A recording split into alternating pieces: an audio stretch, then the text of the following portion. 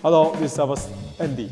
So last time I teach you how to open the Savox tank. Right now I will let you know how to close for the Savox tank. So first of all, you can shoulder your foot by this click.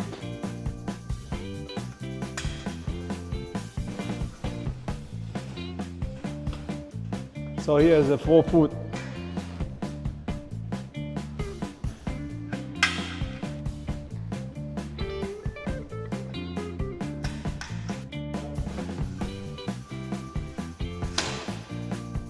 So after we slow shoulder for the foot, and then here have a click.